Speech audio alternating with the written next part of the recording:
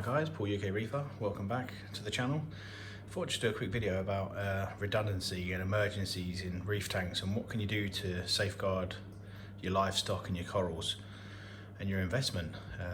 Obviously we come to be fond of our fish and our corals and we should really do the best by them, but working out what's achievable, what's reasonable is always interesting, because if you were going to try and guard against a power cut, you can come up with a few different options with controllers, or you could buy a huge generator and chuck it outside the house for thousands of pounds. Obviously it depends on how far you're willing to go, how deep your pockets are at times.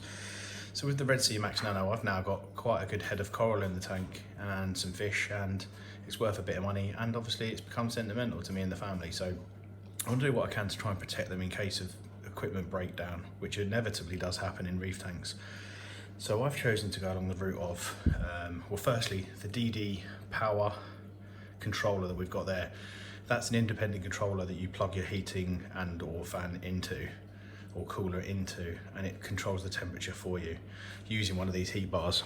And basically, if the heat that goes past the sensor on this goes up or down past 0.3 of a degree Celsius, it's going to start beeping. So we've got an audible alarm. So that's great if you're inside the house. So that's our first bit of redundancy. We're relying upon a controller and a thermostat. The second thing I've got in the background before I come to the more practical elements is the alarm on my house has a power fault setting. So if I lose mains power, I get a text. So I now know when I've lost the power to the tank, when I'm here or when I'm away, and also when my heaters are problems. So the first thing that will usually go wrong in the event of something failing is your tank will get cold and the flow will stop the spread of oxygen around the tank. So you're trying to heat it quickly and keep the water circulating. So I think the heating controller is a really good thing. There are a couple of new ones out on the market now which take it to another level, and it will text you if it loses power. So that's the first thing I'd say, is if you can afford them, that's great redundancy. That tells you when something's out of your control. The other thing that tends to fail is the actual heat bars themselves, the ones with the thermostats on more often than not. So hence I've gone with this heat bar that you plug in to the heat controller. It's an Aquamedic titanium 100-watt heater. This literally is just on or off. So the controller will tell it when to come on or when to come off, which means there's less parts in it to fault, which is great. But obviously it still has the concern that heater could go at any point. The element might break. If it fails to on, I'm going to get an alarm. If it fails to off, I'm going to get an alarm. But the reality is, if that's at 2 o'clock in the morning, I want to change it quick. So I've decided that a good investment is to buy an extra one. So I have an extra brand new, this is unopened heat bar. I think they're about £40, 40 English pounds, $50 maybe. That is here at all times. I can change my heat bar in the sake of about 5 minutes, and I'm always going to be able to get the heating backed up. So that's a good thing. I've taken it to a next level as well recently, thinking that the 2 pumps that are in the back of this, whilst they could be replaceable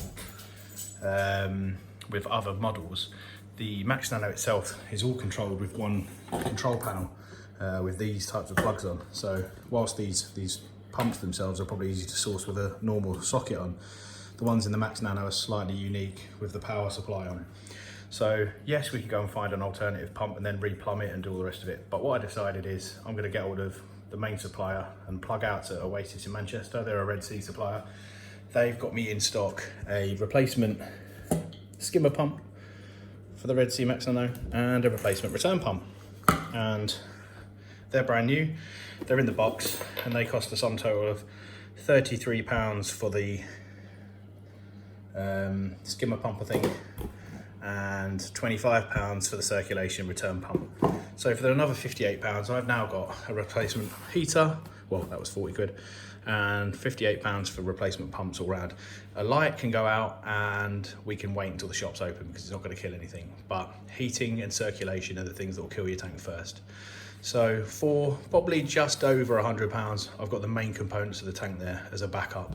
And I get that with bigger reef tanks, that would be a far greater investment. But I believe that's fair and reasonable for my budget to have as redundancy for this tank. So really and truly, that's my measure on it. There are so many other things you can do. You can buy battery backups for certain pump manufacturers and all sorts, but I've decided that that's enough, and my dog's decided that now's the time to growl and run around the kitchen. So without further ado, I thought I'd end the video there. Please like and subscribe and thumbs up, ask any questions you've got, and I'll let you know if the dog's gone completely mad on the next video. We'll put an update video out soon. Anyway, thanks for dialing in, and I'll speak to you soon. Cheers.